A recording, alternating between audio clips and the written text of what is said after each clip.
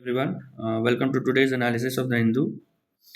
Start करने के पहले कल 16 जनवरी को हिंदू नहीं आया था, तो कल हम एक वीडियो डाले थे जिसमें 3 टॉपिक डिस्कस किए थे। पहला था प्रोजेक्ट सन कैचर, दूसरा था आर्टेमिस 2 और तीसरा था कंटेम्प्ट ऑफ हाउस। तीनों न्यूज़ में रहा है, वो हिंदू के वेबसाइट से लिया हुआ था तीनों टॉपिक, क्योंकि कल हिंदू के वेबसाइट पे आया था।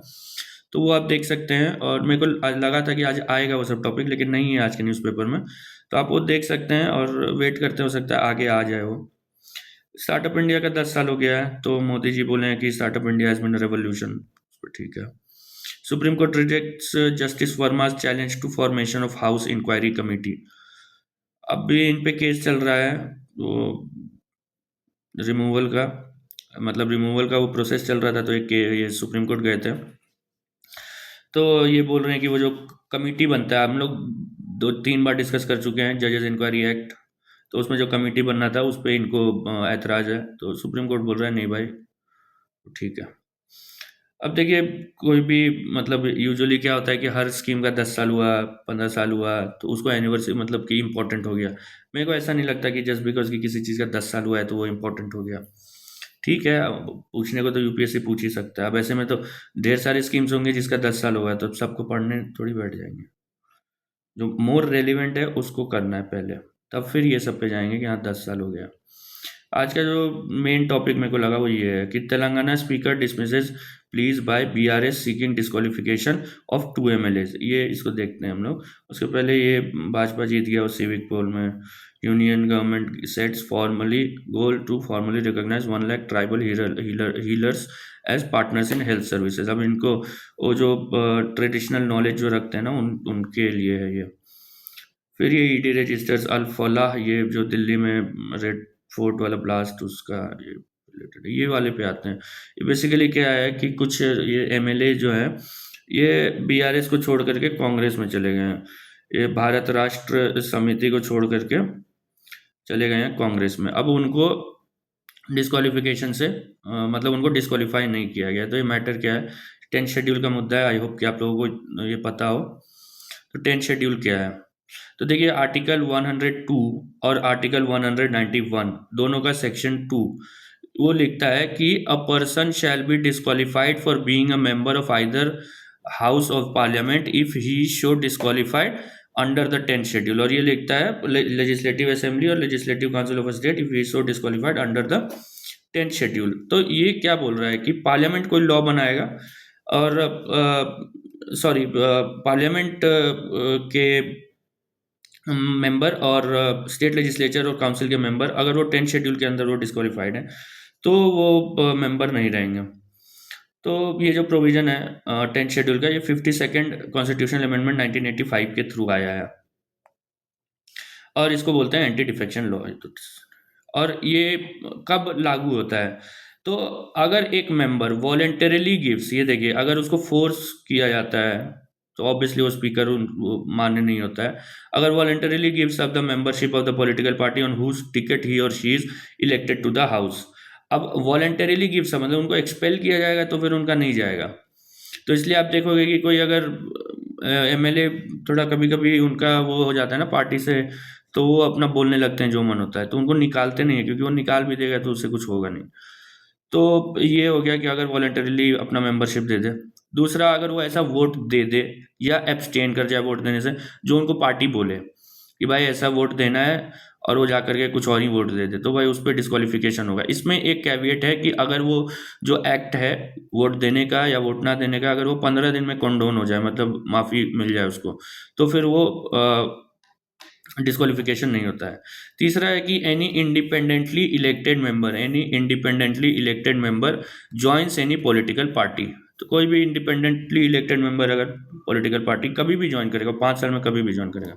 और any nominated member joins any political party after the expiry of 6 months, मतलब वो 6 साल अगर राज्यसभा है तो वो 6 साल रहने। अब ये याद रहे आप लोगों को कि जो लोकसभा में जो एंग्लो इंडियंस का वो नॉमिनेशन वाला था वो खत्म हो गया है, तो अब केवल राज्यसभा में ही नॉमिनेटेड मेंबर्स होते हैं और स्टेट लेजिस्लेटिव काउंसिल्स में। तो वो अगर अपना जो उनका टेन्योर है उसमें 6 महीने के बाद वो अगर ज्वाइन करेंगे तो एंटी डिफेक्शन लग जाएगा उन पर। इसमें कुछ कुछ एक्सेप्शन है। पहला जो एक्सेप्शन है वो है मर्जर का। इसमें क्या लिखा हुआ है कि disqualification on ground of defection does not apply in case of merger that is not less than 2/3 of the members of any political party in the house join any other political party. तो जैसे अगर 9 member हैं और 6 member छोड़ करके दूसरे में चले गए तो उन पे लागू नहीं होगा। Plus the members who don't join the new political party also do not face disqualification. मतलब अगर एक पॉलिटिकल पार्टी का एक फैक्शन मतलब 2/3 या उससे ज़्यादा भी कुछ मेंबर्स चले जाते हैं कि भाई हम दूसरा पार्टी में मर्ज हो रहे हैं, तो उन पे नहीं लागू होगा। और जो बच गए वो अगर बोले कि हमको नहीं ज्वाइन करना दूसरा पॉलिटिकल पार्टी, तो उन पे भी लागू नहीं होगा। उसके बाद एक है कि defection provisions also do not apply to speaker और deputy speaker of Lok Sabha and state legislative assembly, chairman deputy chairman of Rajya Sabha and state legislative councils. मतलब ये लोग जो हैं, जो प्रिसाइडिंग ऑफिसर्स हैं, स्पीकर, डिप्यूटी स्पीकर और चेयरमैन और डिप्यूटी चेयरमैन, इन लोगों पे भी अप्लाई नहीं होता है। ये क्या कर सकते हैं, इनको पावर है जैसा 10 शेड्यूल में लिखा हुआ है कि ये पार्टी छोड़ सकते हैं और उसके बाद जब स्पीकर का पद इनका खत्म हो गया तब पार्टी ज्वाइन कर सकता है। जैसे इंडिया में कोई ये सब करता नहीं है। उसके बाद डिसीजन कौन लेगा, तो decisions regarding disqualification on grounds of defection are taken by the speaker और चेयरमैन। मतलब अगर स्टेट लेजिस्लेटिव असेंबली है या काउंसिल है तो स्पीकर चेयरमैन, लोकसभा राज्यसभा है तो स्पीकर और chairman. If a decision has to be taken whether chairman or speaker has become subject to disqualification, the decision shall be taken by such member as house may elect। ये क्या है, ये basically है कि for example अगर speaker पद छोड़ने के बाद कोई और पार्टी ज्वाइन कर लेते हैं तब तो उन पे लागू होगा ना, क्योंकि वो किसी और से इलेक्ट हुए थे, तो वो स्पीकर बनेंगे तो उनको फिर वापस उसी पे पार्टी को जाना है, ऐसा नहीं कि दूसरे पार्टी को चले जाएंगे। दूसरा बात है कि ये जो है चेयरमैन का मुद्दा है। अब देखिए राज्यसभा के चेयरमैन पे कभी डिस्क्वालिफिकेशन डिफेक्शन लागू नहीं होगा। उसका सिंपल लॉजिक है कि जो राज्यसभा के चेयरमैन होते हैं वो हाउस के मेंबर नहीं होते हैं, वो वाइस प्रेसिडेंट है और वो पोस्ट के कारण वो मतलब एक्स ऑफिशियो चेयरमैन है। मतलब उनको vice president will be the ex officio chairman of Rajya Sabha, तो वो मेंबर नहीं है हाउस के, इसलिए उन पर डिफेक्शन लागू नहीं होगा। लेकिन जो स्टेट लेजिस्लेटिव काउंसिल्स होते हैं उनका जो चेयरमैन और डिप्टी चेयरमैन होते हैं वो हाउस के मेंबर होते हैं, तो उन पे लागू होगा। ये चीज़ आप ध्यान रखिएगा। और उसके बाद द डिसीजंस आर फाइनल। अब ये जो है फाइनल, ये उसमें लिखा हुआ है शेड्यूल में, लेकिन उसके बाद कुछ कुछ और मैटर है इसमें। पहला हुआ कियोटो होलोहान वर्सेस जचिलियू। अब देखिए इसमें जो 10 शेड्यूल है उसका सेक्शन 7 पर, सेक्शन नहीं paragraph 7, bar of jurisdiction of courts, ये इसका टाइटल है। Not with standing anything in this constitution, मतलब इस कॉन्स्टिट्यूशन में कुछ भी, सब चीज हटा दो। No court shall have any jurisdiction in respect of any matter connected with disqualification of a member of a house under this schedule. मतलब 10 शेड्यूल के अंदर कोई भी जो डिस्क्वालिफिकेशन का मैटर है उसमें कोर्ट का जुरिस्डिक्शन नहीं होगा। इसमें क्या बोला सुप्रीम कोर्ट कि ये जो है ये दो प्रोविजंस को, कॉन्स्टिट्यूशन के दो प्रोविजंस को हैम्पर कर रहा है। पहला है 136 और दूसरा है 226। सुप्रीम कोर्ट क्या बोला कि अगर ये वाले को लागू करना है तो इसके लिए ये 10 शेड्यूल वाला जो अमेंडमेंट है, मतलब ये वाला 52nd अमेंडमेंट, 52nd अमेंडमेंट को at least half of the, not less than half of the state legislature से भी आपको रेटिफाई करवाना पड़ता। क्यों? क्योंकि ये सुप्रीम कोर्ट और हाई कोर्ट का पावर को कर्टेल कर रहा है और ये फेडरलिज्म पे वो है, फेडरलिज्म का मैटर है। और अगर आप आर्टिकल 368 पढ़िएगा तो उसमें लिखा हुआ है कि अगर कोई भी ऐसा मैटर है जिसमें ये फेडरलिज्म और ये सब का मैटर आता है, उसमें दिया हुआ है कि कुछ मैटर्स वो जब तक नहीं जाएगा स्टेट लेजिस्लेचर के पास तब तक वो लागू नहीं होगा। तो ये 52nd अमेंडमेंट नहीं हुआ स्टेट लेजिस्लेचर से रेटिफाई, तो इस वाले को वो खारिज कर दिया, पैराग्राफ 7 को। उसके बाद क्या बोला, इसमें बेसिकली केस में था कि 10 शेड्यूल वैलिड है कि नहीं, तो बोला कि हाँ भाई वैलिड तो है, 10 शेड्यूल वैलिड है, सुप्रीम कोर्ट बोला। लेकिन वो जो बोला कि फाइनल है, उसमें सुप्रीम कोर्ट बोला कि स्पीकर या चेयरमैन का डिसीजन इज क्वासाई जुडिशियल। मतलब क्वासाई जुडिशियल मतलब क्वासाई होता है आधा या मतलब छिपा हुआ, ऐसा कुछ समझ लो आप। तो क्वाज़ी जुडिशियल फंक्शन है and subject to judicial review by High Court and Supreme Court. तो इसका क्या मतलब है कि कभी भी कोई भी कुछ जस्टिस कुछ भी डिसीजन होगा चल जाएंगे कोर्ट? नहीं। सुप्रीम कोर्ट बोला कि अगर कोई मालाफाइड डिसीजन है या प्रोसीड्यूरल एरर है, मतलब कुछ लिमिटेड ग्राउंड्स पे ही आप जा सकते हो। तो पहला तो ये बोला कि सुप्रीम की भाई ये जो पैराग्राफ 7 है, ये आर्टिकल 368 का जो सेक्शन 2 है उसको फॉलो नहीं करता है। State legislature not less than half of the state legislature, उनसे इसको नहीं मिला है भाई रेटिफिकेशन, तो हम इसको खारिज कर रहे हैं। लेकिन जो 10th शेड्यूल है वो रहेगा। तो ये कियोटो होलोहान केस आप देखिए, कियोटो होलोहान वर्सेस जज शिल्हू, इतना मत याद रखिए, कियोटो होलोहान केस याद रखिएगा वो चलेगा। लेकिन याद रखिएगा ये 10th शेड्यूल में सबसे इंपॉर्टेंट केस है, क्योंकि ये बोला कि वैलिड है ये शेड्यूल। दूसरा अभी 2020 का केस है Keisham Meghachandra Singh versus speaker of Manipur. इसमें मैटर था कि मणिपुर के जो स्पीकर थे वो डिसीजन ही नहीं ले रहे थे कि जो कुछ डिफेक्शन का केस था उस पर डिसीजन नहीं ले रहे थे। तो सुप्रीम कोर्ट बोला कि supreme court ruled that the speaker must decide anti defection case under the 10th schedule with in a reasonable time. अब रीजनेबल टाइम में वो 3 मंथ भी बोला था, लेकिन ऐसा वो रूलिंग नहीं दे दिए थे कि 3 मंथ में तुमको करना है, वो सजेस्ट किए थे भाई 3 महीना में। उसके बाद क्या बोला कि रेकमेंड किया, the apex court recommended that parliament में consider replacing the speaker with a permanent independent tribunal. क्योंकि बार बार स्पीकर के पास जाता है और वो दिक्कत करते हैं, वो डिसीजन ही नहीं लेते। ऑब्वियसली जो स्पीकर होगा वो रूलिंग पार्टी के होंगे, और यूजुअली जो डिफेक्शन होता है वो रूलिंग पार्टी के अंदर होता है, मतलब रूलिंग पार्टी के तरफ होता है, तो वो लेते ही नहीं है डिसीजन। तो इसलिए ये मैटर था। तो ये दोनों केस आप याद रखिएगा, कियोटो होलोहान और केशव मेघचंद्र सिंह। और ये याद रखिएगा क्योंकि सुप्रीम आजकल ये यूपीएससी पूछ रहा है सुप्रीम कोर्ट केसेस को। इस लॉ का जरूरत क्यों पड़ा? पहला तो है prevent frequent floor crossing by legislators. एक थे कोई राम नाम के कोई एमएलए या एमपी थे, उसका बन गया आया राम गया राम, वो इधर उधर इस पार्टी में उस पार्टी में करते रहते थे, तो वो एक मैटर बन गया। उसके बाद कर्विंग मनी पावर, पैसा दे करके भाई डिफेक्शन करवाते थे कि आजा मेरे साथ आजा, पैसा दे रहे थे को। फिर पॉलिटिकल स्टेबिलिटी, अब बार बार सरकार गिर रहा है, कभी इधर आ गया एमएलए फिर सरकार गिर गया, फिर उधर चले गए फिर सरकार गिर गया। फिर लॉयल्टी टुवर्ड्स पार्टी, भाई तुम किसके टिकट पे तुम खड़े हुए और जीते हो, तुम उसके तरफ कुछ तो लॉयल्टी दिखाओगे ना। तो ये भी एक इम्पोर्टेंट मैटर था। चैलेंजेस क्या हो रहा है, मतलब 10th शेड्यूल के कारण क्या चैलेंज हो रहा है? तो सबसे पहले तो curbs dissent within the party. अब सोचिए कि वो जो विप वाला पार्ट है कि एब्सटेंस और वोट्स और एब्सटेंस फ्रॉम वोटिंग। अब अगर कोई मैटर है जो ट्राइब्स, फॉर एग्जांपल अगर ट्राइब्स पे कोई बिल आया है और कोई ट्राइबल मेंबर है या कोई नॉर्मल मेंबर भी है पार्टी का, और वो उनको लग रहा है कि नहीं नहीं ये ठीक नहीं है ये बिल, तो वो अपना भी डिसेंट नहीं दे सकते, वो नहीं कर सकते हैं उसके खिलाफ। वो समझ रहे हैं, वो अपना कॉन्स्टिट्यूएंसी को वो रिप्रेजेंट नहीं कर रहे हैं, एक तरह से वो पार्टी का जो विप है, पार्टी जो बोल रहा है वही कर रहे हैं। तो ये बहुत इंपॉर्टेंट एक आर्ग्यूमेंट है कि ये डिसेंट को खत्म कर रहा है। तो जो इंडिविजुअल लेजिस्लेटर्स हैं उनका रोल को खत्म कर रहा है पार्लियामेंट में और स्टेट लेजिस्लेचर्स में। दूसरा है फ्रेगमेंटेशन ऑफ पार्टीज, कि अभी तो बहुत बढ़ गया है कि भाई बल्क में वो हो रहा है कि पहले था कि अच्छा इंडिविजुअल उसको ले लो, अब हो गया है कि पार्टी ही तोड़ दो भाई, दो दो दो, दो थर्ड है उतना हम लोग मेंबर खरीद लेंगे या जैसे भी कर लेंगे, हॉर्स ट्रेडिंग बोलते हैं उसको। फिर कंट्रोवर्शियल रोल ऑफ स्पीकर, ये बहुत इंपॉर्टेंट है, उसके कारण वो केशव मेघचंद्र सिंह वाला केस है।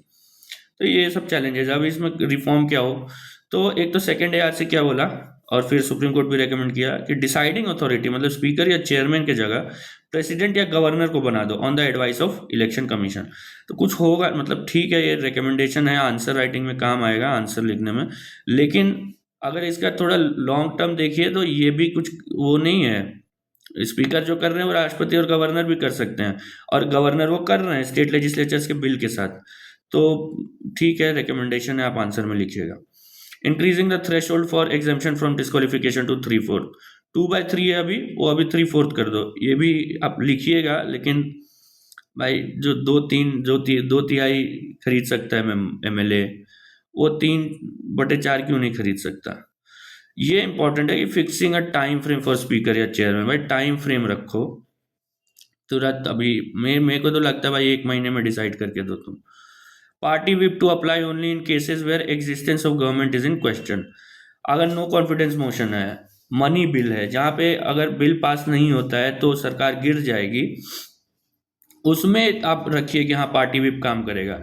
लेकिन अगर कोई जनरल मैटर है, कोई बिल है, कोई नॉर्मल कुछ है, जैसे अभी जी राम जी आया, अब वो बीजेपी में ऐसे लोग होंगे जिनको पसंद नहीं आया होगा, कांग्रेस में ऐसे लोग होंगे जो उसको जिनको पसंद आ रहा होगा, तो वो करने दो भाई। तो ये है 10th शेड्यूल, आप लोग इसको ध्यान में रखिएगा, क्योंकि इससे प्री में तो 3 बार क्वेश्चन आया है, पिछले 3 साल में 2 बार आया है, तो इसको आप लोग ध्यान में रखिएगा। और हम आर्टिकल इसलिए बोले हैं क्योंकि देखिए हर जो शेड्यूल है वो किसी ना किसी आर्टिकल के लिए बना हुआ है। मतलब किसी शेड्यूल में वो आर्टिकल में लिखा हुआ होगा कि सो एंड सो, ऐसा कुछ लिखा होगा अंडर दिस शेड्यूल। तो ये आर्टिकल 102 191 ये दोनों में 10th शेड्यूल का मेंशन किया हुआ है। और फिर आगे बढ़ते हैं आज के न्यूज़पेपर में। यूनियन गवर्नमेंट ये वाला तो हो गया, चलते हैं एडिटोरियल में। एडिटोरियल में देखिए, on mute India's interests can be secured only by assertion of its strategic autonomy. अब देखिए इंडिया क्या कर रहा है, यूएस बोला कि तुम वेनेजुएला से तेल खरीदना ख़त्म करो, इंडिया छोड़ दिया। बोले ईरान से तुम तेल खरीदना ख़त्म करो, वो छोड़ दिया। बोले तुम रशिया से डिफेंस डील ख़त्म करो, वो ख़त्म कर दिया। अब बोल रहे हैं कि रशिया से तेल खरीदना ख़त्म करो, इंडिया बोल रहा है हम लोग कम कर रहे हैं। अब यूएस बोल रहा है कि तुम चाबहार पोर्ट जो बना रहे हो वो रोको, उसमें तुम मत करो। तो अब उस पर बात कर रहे हैं इंडियन सरकार। तो ये आर्टिकल बस वही बोल रहे हैं कि भाई इंडिया जो वो सुपर पावर के मतलब उसके पीछे पीछे उसको खुश करने में लगा हुआ है, उसको ख़त्म करे। और अपना जो स्ट्रेटेजिक ऑटोनॉमी है कि ईरान के साथ, इंडिया का क्या था, ईरान चाबहार पोर्ट क्यों बना रहा था, क्योंकि उसको जाना था सेंट्रल एशिया। ये हम लोग डिस्कस कर चुके हैं। ये चाबहार पोर्ट है, ये वाला चाबहार पोर्ट है। यहाँ से हमको जायदान में से जाना था, यहाँ अफगानिस्तान जारांज, फिर काबुल, और इसके बाद ये अफगानिस्तान से लिंक, और उसके ऊपर जो आईएनएसटीसी बना था, तो शायद आईएनएसटीसी का मैप नहीं है, तो आईएनएसटीसी से हम लोगों को और ऊपर जाना था, यहाँ पे आईएनएसटीसी से, यहाँ से फिर ये चाबहार पोर्ट पे ही हम लोगों को जाना था। तो ये अफगानिस्तान में नहीं जाता, लेकिन ये और ऊपर जाता। तो आज वो जब उस पे बोल रहा है, चाबहार पोर्ट पे बोल रहा है, तो वो कल आईएनएसटीसी पे भी बोलेगा कि मत करो।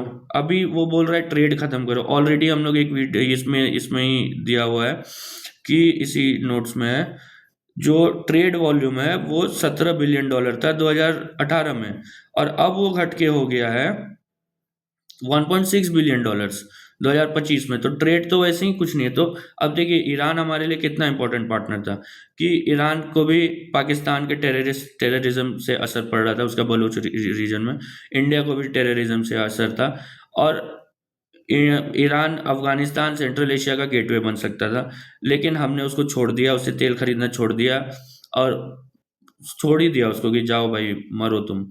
और वो चाइना और रशिया के पास है, मतलब रशिया तो ठीक है, वो चाइना से क्लोज हो गया अभी। तो ये हम लोग अपना वो नहीं कर रहे हैं, स्ट्रैटेजिक ऑटोनॉमी पे ध्यान नहीं दे रहे हैं। हम लोगों को बस था कि यूएस से हो जाए, और यूएस से था अभी ठीक ही ठाक चल रहा था। अभी जितना अच्छा है उससे अच्छा तो ओबामा में था, और ट्रम्प के फर्स्ट प्रेसिडेंसी और बिडेन के अंदर था। लेकिन उस समय हम लोग इतना सुन भी नहीं रहे थे, यूएस का जो करना था कर रहे थे, और तब भी ठीक था। तो इंडिया जितना झुकता जाएगा वो उतना झुकाता जाएगा, ये बेसिकली इस आर्टिकल में कहना है। कि वेनेजुएला में भी जो हुआ भाई कुछ नहीं बोला, ईरान में अभी प्रोटेस्ट हुआ, उसमें बोल रहे हैं कि हम अपने उसको इवैक्यूएट कर रहे हैं, लेकिन यूएस उसको धमकी दिया जा रहा है, कुछ नहीं बोल रहा है। क्यूबा को धमकी दे रहा है, कोलंबिया को धमकी दे रहा है, तो कुछ बोल नहीं रहा है इंडिया। ये सब इस आर्टिकल में लिखा हुआ है। तो ये आप लोग इसको पढ़िएगा, this is very important IR के पर्सपेक्टिव से। ब्रेक ओपन या ऑस्ट्रेलियन ओपन, ये टेनिस में, लॉन टेनिस में 4 वो होते हैं, ग्रैंड स्लैम होते हैं, उसमें सबसे पहला जो होता है वो ऑस्ट्रेलियन ओपन होता है, या हार्ड कोर्ट में होता है शायद, पता नहीं, मतलब वो जो आर्टिफिशियल कोर्ट रहता है। The Congress at 40 crisis of structure, ये हम स्किप कर दिए। Budget 2026 must keep the growth momentum. ये जो मैडम है ज्योति विज, ये डायरेक्टर जनरल है फिक्की की, ये इनका जो ओपनिंग स्टेटमेंट है उसी में मेरे को लगा कि ये पढ़ने का ज़रूरत नहीं है। ये बोल रही है कि जो डिफेंस एक्सपेंडिचर है वो 26.4 से 30% कर देना चाहिए। उसके बाद ढेर सारा ये अपना बता रही है कि ऐसा करना चाहिए सरकार को, वैसा करना चाहिए। इसको आप लोग छोड़ दीजिएगा, मत पढ़िएगा, टाइम वेस्ट है। High court seek centre's reply on Iran detention of 16 Indian सी फेयरर्स। ठीक, ये देखिए, talks on Chabahar will continue with US and Iran. अब पोर्ट चाबहार का है, वो ईरान में है, काम इंडिया को है, उसमें यूएस से बात क्यों करना? उसमें इंडिया इससे एग्जेम्पशन ले रहा है कि भाई हम पे टैरिफ मत लगाओ। अरे आपको अगर टैरिफ लगा रहा है तो आप अपना एक्सपोर्ट डेस्टिनेशन को डाइवर्सिफाई करो ना। और इंडिया से यूएस कितना इंपोर्ट करता है, उसको असर पड़ेगा सर्विसेज में। तो उसको चाइना क्या किया कि बोला कि ठीक है भाई, यूएस बोला हम इतना X% लगाएंगे, बोला हम Y लगाएंगे, वो बोला Z लगाएंगे, बोला A लगाएंगे, फिर हम B% लगाएंगे, बोला जो करना है कर तू। अब वो चुप हो गया, चाइना से अब कोई बात ही नहीं है, बस इंडिया इंडिया चल रहा है। Kerala activist booked for remarks on court verdict.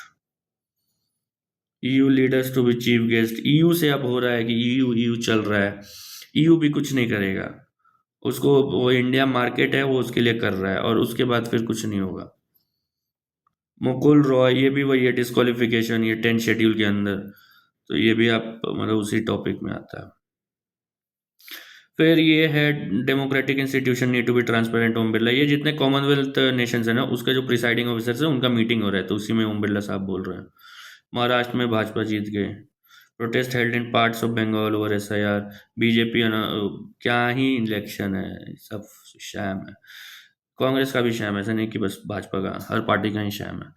Home ministry calls Ladakhi leaders. अभी लद्दाख में वो 6 शेड्यूल मांग कर रहे हैं, और इसमें 2 बॉडीज का नाम है, एक है Leh apex body and Kargil democratic alliance. ये दोनों बॉडी है, ये दोनों बात करते हैं। बेसिकली इनका डिमांड है 6 शेड्यूल, और लेह वाले बोल रहे हैं कि हम लोगों को स्टेटहुड दे दो भाई। ओवर 1 करोड़ ESIC होता है, एम्प्लॉयमेंट क्या है इसका full form, employees state insurance corporation. Basically कुछ एम्प्लॉयज होते हैं ना जिनका जो इनकम सर्टेन थ्रेशोल्ड से नीचे होता है, तो उनको कुछ कुछ पर्क्स मिलता है, जैसे डिसेबिलिटी, अनएम्प्लॉयमेंट वाला भत्ता मिलता है, और ये सब कुछ कुछ होता है।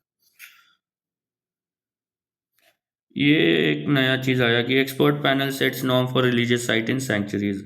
अब सैंक्चुरी के अंदर अगर कोई रिलीजियस साइट है तो उसका क्या हो, तो क्योंकि हम लोगों को पता है कि जो फॉरेस्ट है उसको नॉन फॉरेस्ट एक्टिविटीज़ के लिए डाइवर्ट करना बहुत मुश्किल है इंडिया में, और सेंचुरीज़ के अंदर तो और भी ज़्यादा।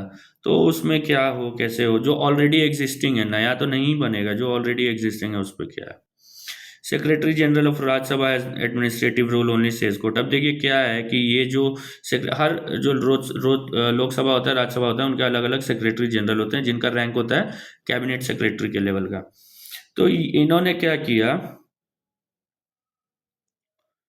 कि जो ऑर्डर, जो वो गया था, मोशन गया था, वो जो जस्टिस वर्मा है उनके रिमूवल का राज्यसभा में, तो इन्होंने लिख दिया कि वो इनएडमिसेबल है। तो वही बोल रहा है कोर्ट कि भाई इनको, इनका केवल एडमिनिस्ट्रेटिव वो है, रोल है, ये कोई उनका रोल नहीं ले सकते हैं चेयरमैन का, वो कोई क्वासी जुडिशियल वाला रोल नहीं ले सकते, बस उतना ही है, और ये वाला का उतना बेयरिंग नहीं होगा उस जजमेंट पर। 5 booked expelled for assaulting Assam Assamese student। Seats bill एक नया ये लोग ला रहे हैं, अभी देखते हैं क्या हो रहा है, उसको डेवलप होने देते हैं थोड़ा। कांग्रेस स्लैम्स मणिकर्णिका घाट। मणिकर्णिका घाट पे ये लोग कुछ डेवलप कर रहे हैं, तो अब उसको भी मॉडिफाई कर रहे हैं। रिलायंस इंडिया ईयू का अभी इंडिया ईयू अभी होने वाला है मीटिंग, 27 जनवरी शायद, उस दिन में होगा। Wipro, Central Bank, Tech Mahindra, ये सब कुछ नहीं है इधर, बस स्पोर्ट्स है। अच्छा IR, सॉरी। अनईजी काम इन ईरान एज प्रोटेस्ट एब, यूएस सेज ऑल। यूएस हो गया है पागल, ट्रम्प, उसको कुछ दिमाग में चल नहीं रहा है। वो अभी बोल दिया है कि जो ग्रीनलैंड को लेके मेरे को सपोर्ट नहीं करेगा, मतलब ये नहीं कि मेरे को आके लड़ाई में मेरे को सपोर्ट नहीं करेगा मेरे बात को, उस पर हम टैरिफ लगा देंगे। ये नहीं बोल रहे क्या तुम मेरे तरफ से लड़ो, तुम मेरे सपोर्ट में बोलो बस। इस पर wary of instability Riyadh men ये जो चल रहा है, ये जो यूएस जो अटैक करने वाला, मतलब बोल रहे थे कि अटैक करेगा जो भी, उसमें टर्की, जो अब तुर्की हो गया है, और सऊदी अरब और ये लोग मिल करके यूएस को समझाए हैं कि भाई मत कर भाई, ये पूरा इंस्टेबिलिटी हो जाएगा रीजन में। तो पता नहीं समझा है शायद, तो रुक गया। US Taiwan reach trade deal focused on semiconductors, अब चाइना को इस पे फिर वो पिनक जाएगा। Trump threatens to invoke Insurrection Act. अब देखिए ये कितना तेज है कि ये जब ईरान में प्रोटेस्ट हो रहा था तब उसमें अथॉरिटीज को गाली दे रहा था, और अब जब इसके देश में कहीं मिनेसोटा में या कहीं पे वो हो रहा है, कहीं मिनेसोटा नहीं कहीं पे हो रहा है, पढ़े थे हम, भूल गए, तो वहां पे जब प्रोटेस्ट हो रहा है तो अब बोल रहा है कि हम वहां पे इंसरेक्शन एक्ट लगा देंगे, मतलब वो जो सिविलियन एरियाज हैं उस पर आर्मी डिप्लॉय कर सकते हैं। तो ये अपना डबल स्टैंडर्ड है मोदी जी ये इसका। उसके बाद इसमें भी कुछ खास नहीं है। 3 डे काइट फेस्टिवल, आरएसएस मुस्लिम एम्स। ये देखिए ये जो एक ये मैटर आया कि जो स्टेट इलेक्शन कमीशन है उत्तर प्रदेश का, वो जब वो किया रूरल एरियाज का, जब वो वोटर्स को मैप किया, तब जितने वोटर्स आए, और इलेक्शन कमीशन ने जितना किया वो जितने वोटर्स आए वो कम है, और गांव वाले एसईसी के वोटर्स ज़्यादा हैं। तो ये हमारे एमपी साहब है बाराबंकी के, तनुज पूनिया, ये गए हैं सुप्रीम कोर्ट की भाई। तो सुप्रीम कोर्ट ने बोला है कि भाई समझाओ ये चीज़ कैसे हो रहा है कि रूरल एरिया में जो तुम बोल रहे हो उस वो ज़्यादा है ओवरऑल से, ये कैसे हो रहा है? तो दोनों केस कैसे हो सकता है? तो एसईसी गलत है या ईसी गलत है? फोन टैपिंग केस वो अलग चल रहा है। फोन टैपिंग पे भी हम लोग एक बार डिस्कस कर चुके हैं, आप लोगों को याद होगा। Data submitted to Rajasthan High Court. Violence erupts in Bengal town. Congress continuing. Bela Satriya talks Rahul to meet the PM to the PM, मतलब मोदी जी गए आसाम, चुनाव है ना वहाँ पे। बस आज के लिए इतना ही है, और आप लोग 10 शेड्यूल याद रखिएगा। PYQ देखते हैं। अच्छा ये वाला खुल गया है, इसमें देखिए प्री में आया है, मेंस में अगर आया होगा मेरे को क्वेश्चन नहीं मिला। एक सिंपल सा 2014 में पूछा था कि which one of the following schedules of the constitution of India contains provisions regarding anti defection. इसका तो होगा 10th शेड्यूल, ये तो सिंपल है। उसके बाद with reference to anti defection law in India consider the following statements. The law specifies that a nominated legislator can not join any political party within 6 month. वही तो है कि भाई वो 6 मंथ में ही ज्वाइन कर सकता है, तो ये वाला गलत। The law does not provide any time frame within which the presiding officer has to decide a defection case। ये वाला सही है, तो ये हो जाएगा आंसर। फिर with reference to anti-defection law in India, consider the following statements. The law specifies that a nominated legislator cannot join any political party within। अरे दोनों वही हो गया, एक सेकंड बस वो ऐड कर देते हैं। वो 2022 का क्वेश्चन था, ये वाला 2025 का क्वेश्चन है। सॉरी, ऐड करने में थोड़ा गलती हो गई। If any question arises as to whether, ये 2025 का क्वेश्चन है, तो हम लोग एक देखें 2014 का, एक 2022 का, एक 2025 का। If any question arises as to whether a member of the House of the People has become subject to disqualification under the 10th schedule, the president's decision. President नहीं है भाई। और उसके बाद क्या बोल रहा है? काउंसिल ऑफ मिनिस्टर्स, नहीं स्पीकर के पास है, तो ये वाला गलत हो जाएगा। There is no mention of the word political party in the constitution of India. अब देखिए ये हम ऐसा तो नहीं बोले उसमें, फिर वो हो जाएगा, मतलब एक्सेस हो जाएगा। लेकिन जैसे मेरा आदत है कि हमको प्रिपेयर करना रहता है, तो हम शेड्यूल खुद से खोल के पढ़ते हैं, कभी कभी लक्ष्मीकांत का हेल्प लेते हैं। तो क्योंकि हमको पता है कि भाई हाँ वहाँ पे मेंशन किया हुआ है, तो ऐसा नहीं है कि आप लोग को खोल खोल के हर शेड्यूल में देखना है कि क्या है, ठीक है। थोड़ा थोड़ा एलिमिनेशन में भी चलता है। अब अगर ये वाला है कि भाई पॉलिटिकल पार्टी मेंशन, अब ये आप सोच सकते हो कि हाँ है कि नहीं है। एग्जाम में रहिएगा तो अचानक ये स्ट्राइक करेगा और याद ही नहीं आएगा, तो ये जो है ये गलत है ये भी, क्योंकि मेंशन किया हुआ है, तो ये डी हो जाएगा। ठीक है, आज के लिए इतना ही। बाकी ये जो भी 10 शेड्यूल पे नोट्स बनाया हुआ है ये आपको मेरे टेलीग्राम चैनल पे मिलेगा, और वो ईरान वाला भी है, सारा जितना हम बनाते हैं वो टेलीग्राम चैनल पे मिलता है। Thank you.